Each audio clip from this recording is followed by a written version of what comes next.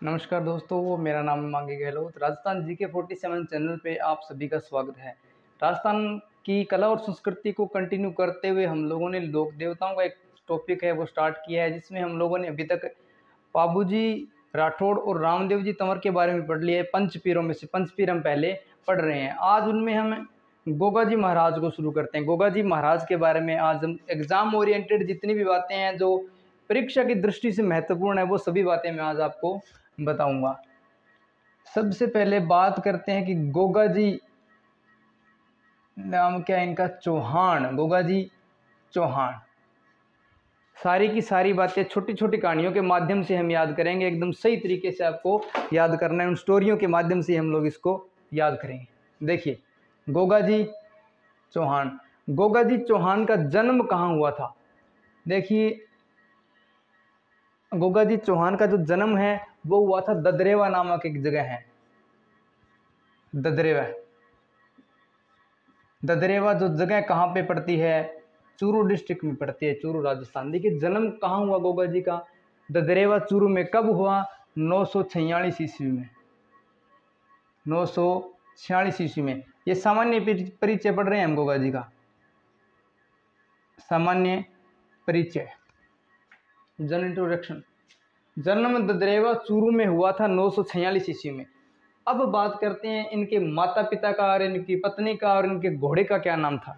कुछ सामान्य परिचय में जो इनके रिलेटिव्स हैं उनकी बातें हम पढ़ लेते हैं कि उनका क्या नाम था और क्या उनसे इनका संबंध था। देखिए, आपको एक कहानी याद करनी है कि गोगा जी महाराज ने जेवर होते हैं ना, जेवरात, जेवरात, हीरे जवाहरात, गोगा जी महाराज ने जेवर के लिए अपने माता पिता से छल किया था। क्या किया था? छल किया था। गोगा जी महाराज, सिंपल सी बात है, गोगा जी महाराज जेवर खातिर आपका माता पिता छल करे।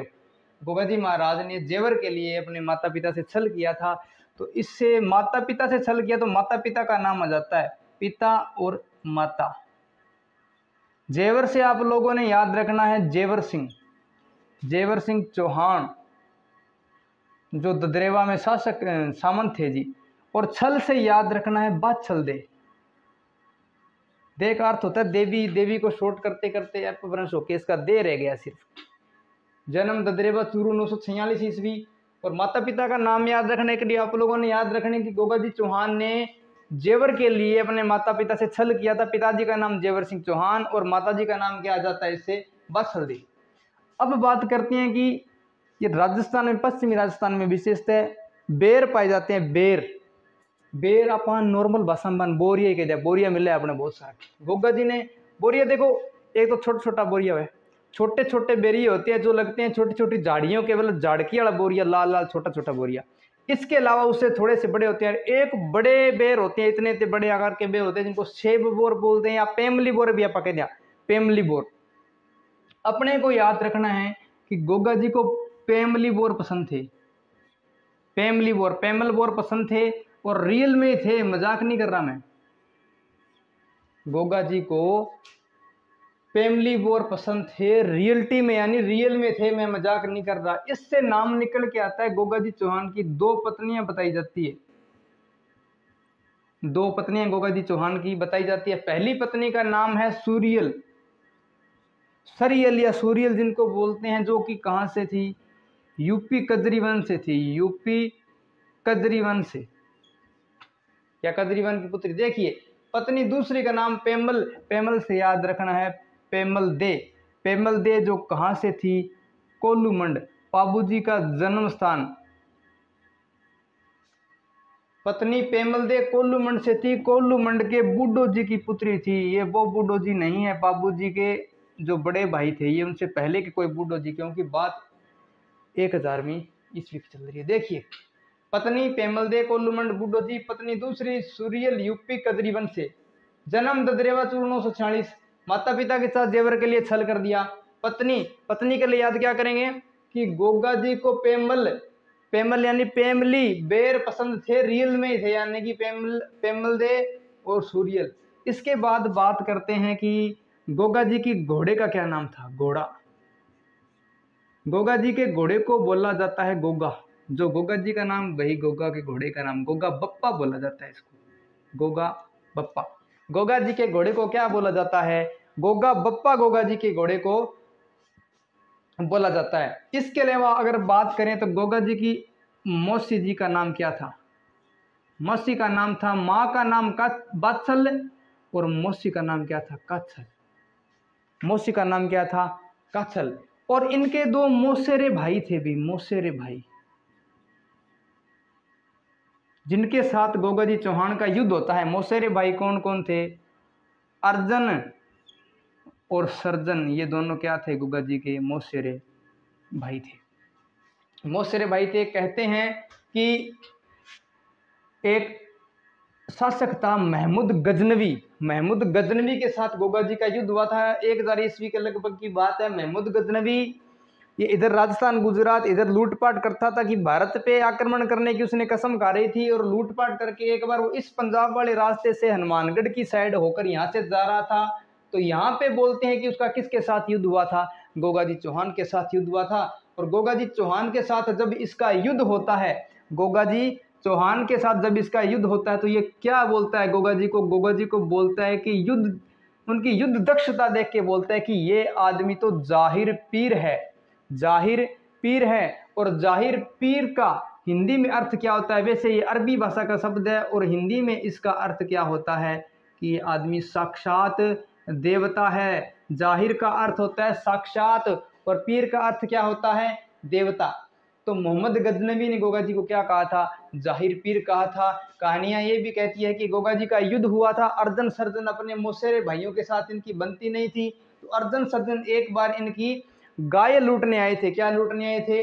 गाय लूटने आए थे। तो उनके साथ गोगा जी का युद्ध होता है और उस युद्ध में गोगा जी मारे जाते हैं। कहते हैं कि गोगा जी का जो सिर था इनके जन्म स्थान चूरू ददरेवा में आके पड़ा और जो इनका धड़ था वो गोगा मेड़ी हनुमानगढ़ में जाके पड़ा। आगे आपको मंदिरों के बारे में पूरी बात मैं आपको बताता हूँ। ये इतनी बात होगी सामान्य परिचय में। गोगा जी ददरेवा चूरू 940, पिता जेवर सिंह, माता बात्सल दे, पत्नी सूरियल और पेमल दे, घोड़ा गोगा बप्पा, मौसी काछल और मौसेरे भाई अर्जन सर्जन। महमूद गजनवी के साथ युद्ध हुआ था जिसने क्या कहा था? जाहिर पीर कहा था। ये हो गई गोगा जी के सामान्य परिचय की बात। सामान्य परिचय के बाद पढ़ते हैं गोगा जी के उपनाम। गोगा जी के उपनाम। उपनाम में हम क्या पढ़ेंगे? उपनाम की अगर बात करें तो आपको पीर पीर याद करवाया था रामदेव जी का। पीर पीर क्या क्या? रामदेव जी का नाम याद करवाया था कि पीरों के पीर, पीरों के पीर और राम सा पीर भी उनको कहा जाता है।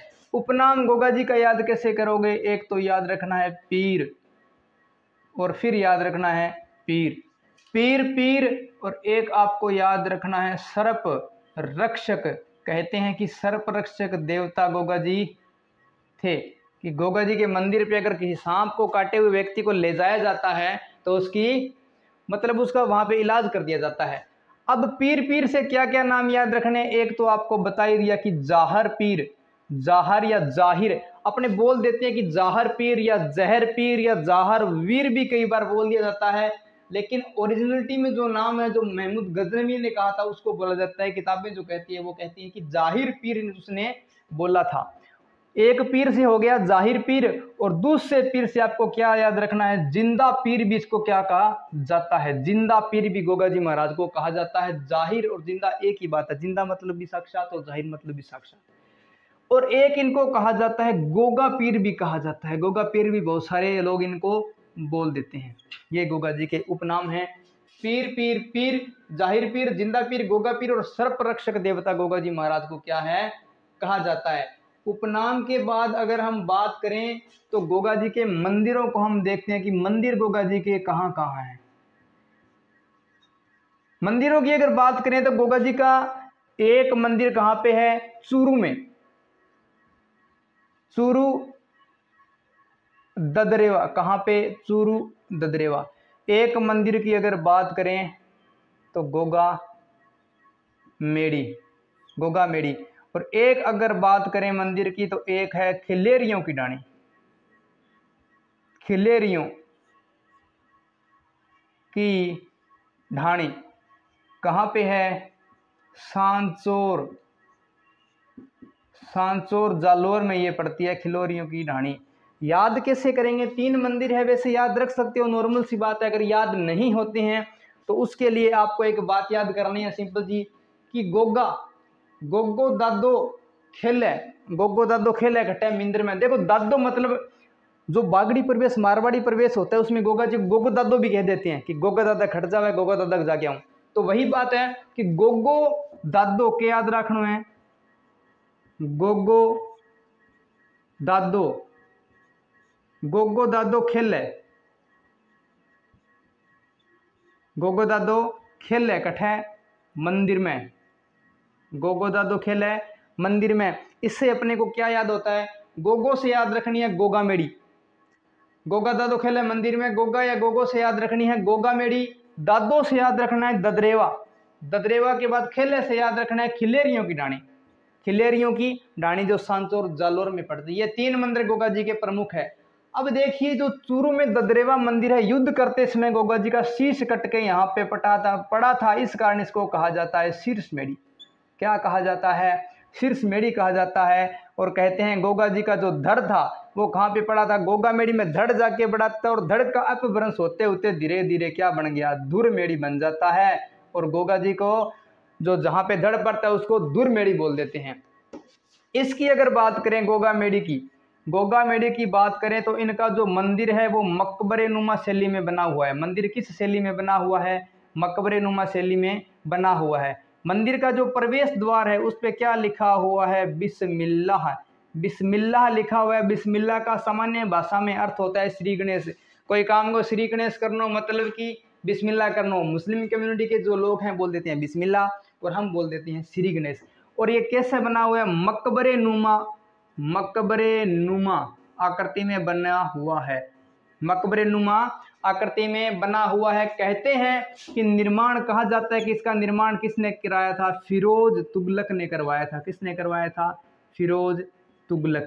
किसने, फिरोज तुगलक ने इसका निर्माण करवाया था अपने कायम खानी सैनिकों के कहने के बाद कि हमें यहाँ पे मंदिर बनवा के दीजिए, तो इस फिरोज तुगलक ने इसका निर्माण करवाया था। और आधुनिक निर्माण इस मंदिर का कौन करवाते हैं, आधुनिक निर्माण मंदिर का करवाते हैं गंगा सिंह जी महाराज।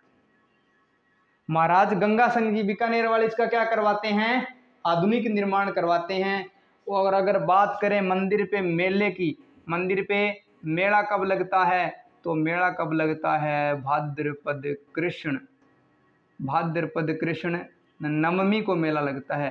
भाद्रपद कृष्ण नवमी जिसको क्या कहा जाता है, गोगा नवमी भी जिसको कहा जाता है। और भाद्रपद के महीने में, वैसे यहाँ पे जो गोगा मेड़ी का ये मंदिर है यहाँ पे 11 महीने तो मुस्लिम पुजारी होता है, कायम खानी। कौन होते हैं, कायम खानी। और भाद्रपद के 1 महीने में यहाँ पे कौन होता है, हिंदू पुजारी होता है। कायम खानियों की अगर बात करूँ तो गोगा जी के, जैसे ये गोगा जी महाराज हैं, गोगा जी की पीढ़ी चली, इनका वंश चलता गया फतेहपुर में। कहाँ पे, फतेहपुर में, फतेहपुर सीकर में। यहाँ पे इनके वंश थे करम सिंह। क्या नाम था, करम सिंह, जिन्होंने क्या कर लिया, करम सिंह जी ने स्वीकार कर लिया मुस्लिम समुदाय या मुस्लिम कम्युनिटी या मुस्लिम धर्म को उन्होंने स्वीकार कर लिया। और इनका नाम वहाँ से क्या बन जाता है, कायम सिंह बन जाता है। कायम सिंह इनका नाम बन जाता है। और इन्हीं के जो वंशज है वो आज भी यहाँ पे पूजा करते हैं। और अगर इनके नाम की बात करें तो नाम अपने जैसे नॉर्मल ही इनके नाम होते हैं। ये गोगा जी के मंदिरों की विशेष बातें हैं। खिलेरियों की ढाणी ये सांचौर जालोर में है, इसको बोलते हैं। देखो पश्चिमी राजस्थान में छोटा अगर एक कमरे नुमा मंदिर होता है, इस तरह अगर एक कमरे नुमा मंदिर है, मकबरे नुमा आकृति में होता है, इनकी ध्वजा लगी रहती है, यहाँ पे सफेद ध्वजा होती है गोगा जी की। अगर ये मंदिर है पश्चिमी राजस्थान में कमरे नुमा, तो इसको बोला जाता है ओल्डी, या फिर छोटे कमरे को भी ओल्डी बोला जाता है। तो इसको बोला जाता है जो सांचौर जालोर में है, इसको बोला जाता है गोगा जी की ओल्डी। क्या बोला जाता है, गोगा जी की ओल्डी कहाँ पे है, सांचौर जालोर में है। हम लोगों ने बात कर ली गोगा जी के सामान्य परिचय की, परिचय के बाद हम लोगों ने बात कर ली गोगा जी के उपनाम, उपनाम के बाद हम लोगों ने मंदिर पढ़ लिए, मंदिर में हम लोगों ने पूरी जानकारी पढ़ के गोगा जी का क्या पढ़ लिया, मेला पढ़ लिया। कब लगता है, भाद्रपद कृष्ण है नवमी को गोगा जी महाराज का मेला लगता है जी। ये थी गोगा जी महाराज से संबंधित एग्जाम ओरिएंटेड बातें जो हमारे परीक्षा की दृष्टि से महत्वपूर्ण है, जिनसे क्वेश्चन हमारी परीक्षा में आ सकते हैं। वीडियो को ध्यान से देखिएगा, समझ में सारा कुछ आ जाएगा। बस ध्यान लगाने की बात है। बस एक दो बात ना बता रही है जी, झंडी वाली बात याद रखी है भी, साबू बात याद रख लो और कोई दिक्कत को नहीं आ पड़ी। बस आपको सिर्फ छोटी छोटी कहानियां याद करनी है। अब अगर इसके बाद मैं बात करूं तो 3 हम लोगों ने पंच पीरों में से 3 पीरों को पढ़ लिया है। इसके बाद हम देखते हैं हड़बू को। हड़बू जी का सामान्य परिचय अगर हम लोग पढ़े, सामान्य परिचय में हम पढ़ेंगे कि हड़बू जी महाराज का जन्म कब हुआ था। जन्म हुआ था हड़बू जी का बुडोल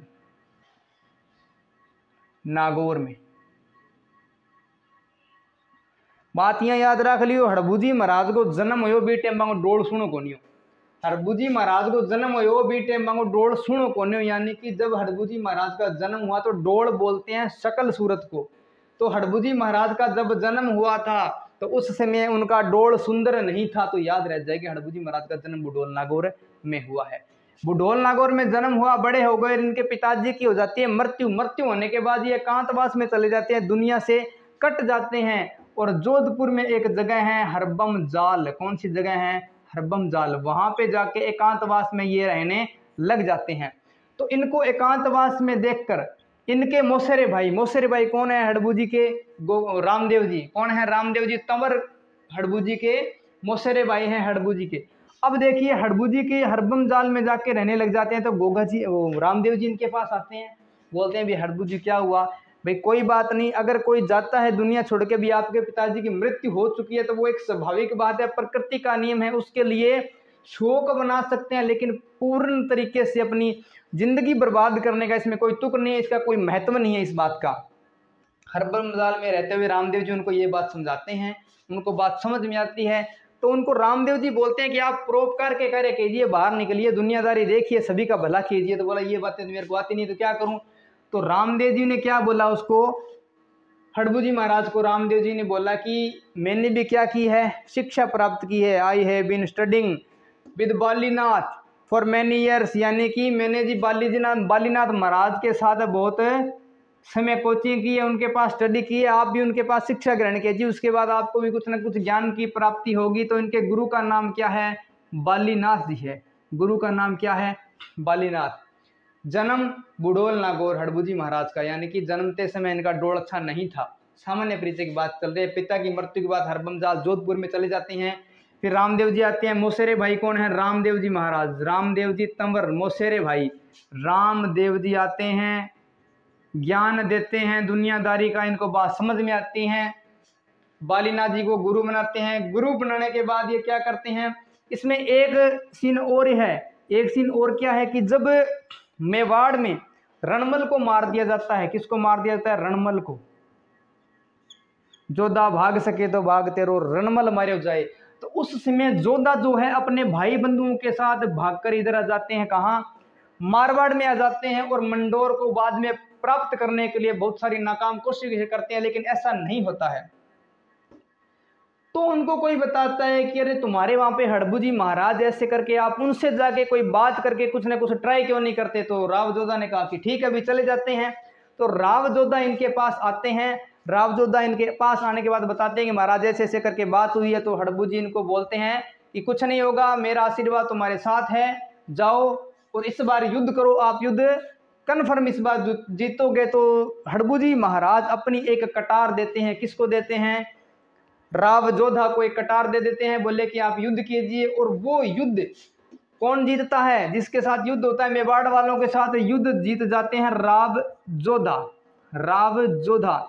तो एक सिंपल सी बात सामने निकल के आती है कि पहला क्वेश्चन तो ये बनता है कि राव जोधा को कटार भेंट करने वाले लोक देवता का नाम बताइए। तो वो कौन थे? हड़बू जी महाराज। दूसरी बात, किसके आशीर्वाद से राव जोधा ने मंडोर पुनः प्राप्त किया था? वो कौन थे? हड़बू जी महाराज। यानी कि राव जोधा इनके समकालीन थे। इतनी बात याद रखना, बाकी सारी बातें अपने आप याद आ जाएगी। राव जोधा किसके समकालीन थे? हड़बू जी महाराज के समकालीन थे। राव जोधा किसके समकालीन थे? हड़बू जी महाराज के। युद्ध जीतने के बाद युद्ध जीतने के बाद राव जोधा प्रसन्न हो गए और हड़बू जी को बेंगटी नामक एक जगह, गांव मान लीजिए, जगह मांग लीजिए, इनको खुश होके दिया और वहां पे कौन रहने लगे? हड़बू जी महाराज वहाँ पे अपना जीवन यापन करने लग गए। हड़बू जी महाराज सांखला, हड़बू जी महाराज सांखला राजपूत थे ये। बेंगटी गांव में, कहाँ पे? बेंगटी गांव में हड़बू जी रहने लगे, जीवन यापन करने लगे। वहाँ पे गायों के लिए, विशेषतः पंगु गायों के लिए, विकलांग जो गायें होती है जिनको थोड़ी बहुत दिक्कत होती है, उनके लिए एक बैलगाड़ी में क्या लेके आने लगे? हरा चारा वगैरह लाते और उनको खिलाते, और इसी तरह इनका क्या होता गया? जीवन यापन होता गया। हड़बू जी महाराज ने रामदेव जी महाराज के 8वें दिन समाधि ले ली थी। 8वें दिन रामदेव जी महाराज के 8वें दिन समाधि ले ली थी। और बेंगटी गांव में, सामान्य परिचय में ये बातें पढ़ी। बेंगटी गांव में, बेंगटी गांव में, कहाँ पे? बेंगटी गांव में हड़बू जी महाराज की क्या रखी हुई है? गाड़ी रखी हुई है। जो बैलगाड़ी थी उसमें से गाड़ी रखी हुई है, और उस गाड़ी की क्या होती है? वर्तमान में पूजा होती है। और कहाँ होती है? बेंगटी गांव में हड़बू जी महाराज की जो गाड़ी थी उसकी पूजा वर्तमान में होती है। ये थी भी हड़बू जी से रिलेटेड नॉर्मल बातें जिनसे कोई क्वेश्चन बन सकता है। सीधी सी बात है, हड़बू जी का जन्म बुडोल नगर, उसके बाद गुरु वालीनाथ मोसरे भाई रामदेव जी रावजोधा के समकालीन थे, और बेंगटी में इनका मंदिर है, और रामदेव जी के 8वें दिन समाधि दी थी। सिंपल बातें, 5-7 बातें ये आपको याद रखनी है। हड़बू जी महाराज के बाद अगर हम बात करें तो अंतिम हमारे जो पंच पीरों में से एक लोक देवता है, उनकी बात करें तो आते हैं मेहा जी। कौन आते हैं? मेहा जी मंगलिया।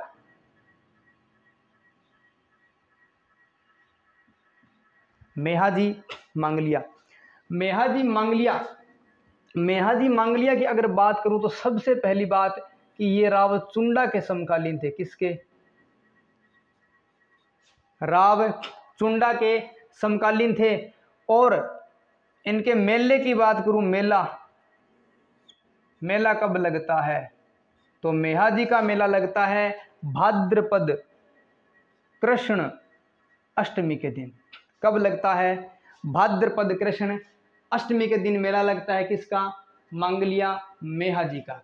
और मंगलिया मेहा जी के घोड़े की बात करूं, घोड़ा, मंगलिया मेहा जी का घोड़ा, इसका नाम था किरण काबरा। जितो नाम मंगलिया मेहा जी को ओखो है, जितना नाम जो मंगलिया मेहा जी का आसान नहीं है, उतना ही नाम इनके घोड़े का भी आसान नहीं है। मंगलिया मेहा जी किरण काबरा, मंगलिया मेहा जी किरण काबरा। अब अगर बात करें तो मंगलिया मेहा जी की मृत्यु कब हुई थी? तो रण में मृत्यु हुई थी। ये बात याद रखनी है कि मंगलिया मेहा जी की मृत्यु कहाँ हुई थी? मंगलिया मेहा जी की मृत्यु रण में हुई थी। और रण से याद रखना है, रण से रखना है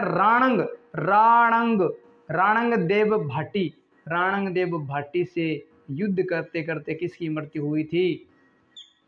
मंगलिया मेहा जी की।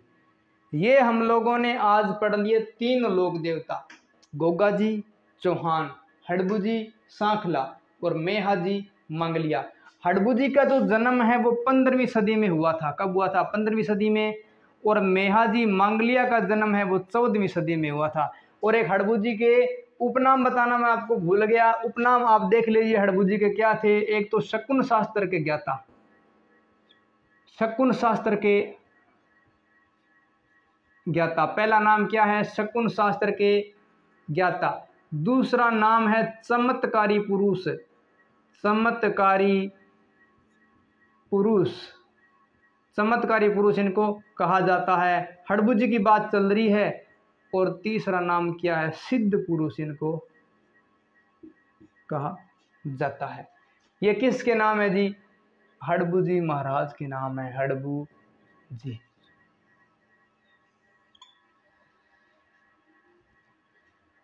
वीडियो होता है इसी के साथ पूरा। अगर वीडियो अच्छा लगा है, पढ़ाया हुआ मैटर भी अगर आपको अच्छा लगा है, दिमाग में कोई बात बढ़िया तरीका हो, तो वीडियो ना लाइक कमेंट शेयर और चैनल को क्या कर दीजिएगा? सब्सक्राइब कीजिएगा। ठीक है जी, वीडियो देखने के लिए धन्यवाद।